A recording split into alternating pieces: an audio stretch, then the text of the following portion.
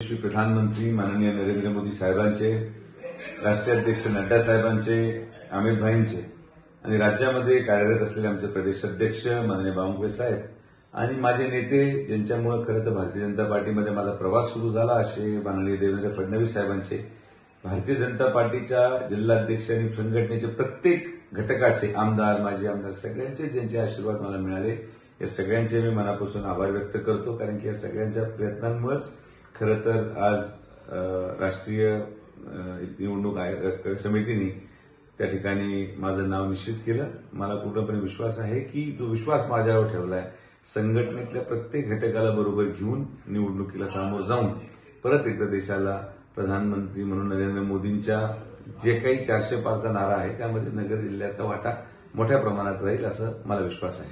अनेक चर्चा गेल्या काही दिवसापासून सुरू होत्या, आता त्या सगळं बंद झालं. चर्चा म्हणण्यापेक्षा पक्षामध्ये इच्छा व्यक्त करणं हे प्रत्येकाला अधिकार आहे. हा एक लोकतांत्रिक पक्ष आहे. प्रत्येकाने इच्छा व्यक्त केली, पक्षाने परत मला संधी दिली तर मला विश्वास आहे की जे लोक त्या ठिकाणी इच्छा व्यक्त करत होते ते देखील बरोबर घेऊन त्यांना एक चांगलं काम आदरणीय प्रधानमंत्र्यांसाठी भारतीय जनता पार्टीचा प्रत्येक घटक महायुती म्हणून आज राष्ट्रवादी असेल, शिवसेना असेल या सगळ्यांच्या बरोबर येऊन महायुतीचा उमेदवार म्हणून त्या ठिकाणी माझी नावनिश्चिती झाली आणि मला वाटतं की तिन्ही पक्ष मिळून एक चांगलं सकारात्मक काम या जिल्ह्यामध्ये करून दाखवू. गेल्या काही दिवसापासून निलेश लंके जे आहेत ते तुतारी चिन्हावरती लढणार आहे तुमच्या विरोधात.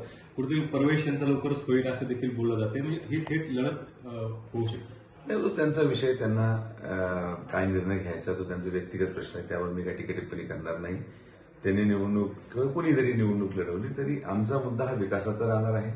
जो काही मागच्या 5 वर्षामध्ये आदरणीय प्रधानमंत्र्यांच्या माध्यमातून जो विकास झाला, मागच्या 1.5 वर्षामध्ये महायुतीच्या सरकारच्या माध्यमातून जो विकास झाला, हा सगळा विकास जनतेपुढे मांडून जनता पूर्णपणे विश्वास आदरणीय प्रधानमंत्र्यावर ठेवून या ठिकाणी भारतीय जनता पार्टीचा आणि महायुतीचा विशिष्ट खासदार हा चांगल्या पद्धतीने निवडून येईल अशी माझी अपेक्षा आहे.